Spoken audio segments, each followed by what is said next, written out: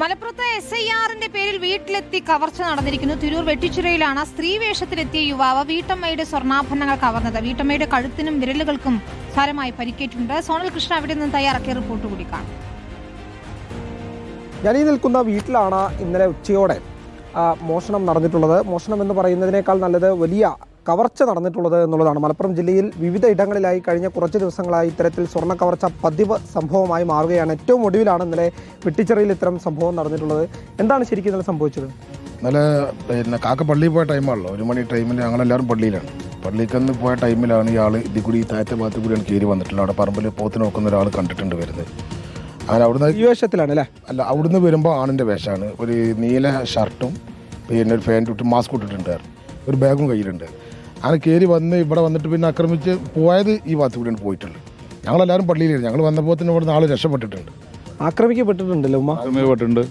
മറ്റേ വീടിൻ്റെ ഉള്ളിൽ നിസ്കാര റൂമുണ്ട്, അതിലേക്ക് അവരെ വലിച്ചു കൊണ്ടുപോയിട്ട് അവിടെ ഇട്ട് ചവിട്ടി അവരെ കാതിൽ മറ്റേ ഇതിലുള്ള കഴുത്തിലുള്ള മാല പറിച്ചു. പിന്നെ കയ്യിലുള്ള കടകവള വലിച്ചൂരി. പിന്നെ ഇപ്പുറത്തെ കയ്യിൽ വളകളുണ്ട്, അത് ആണ് എടുക്കുന്നതിന് വേണ്ടിയുള്ള ശ്രമങ്ങൾ നടത്തി. അപ്പോൾ പിന്നെ താത്ത ഒച്ച വെച്ചു, ശബ്ദം കൂട്ടിയപ്പോൾ എന്ത് ചെയ്തു, അത് ഇട്ട് ഓടുകയാണ് ചെയ്തിട്ടുള്ളത്. ചെറിയ ചെറിയ സംഭവങ്ങളൊക്കെ ഇതിനു മുമ്പ് ഉണ്ടായിട്ടുള്ളൂ, വലിയ സംഭവങ്ങളൊന്നും ഉണ്ടായിട്ടില്ല.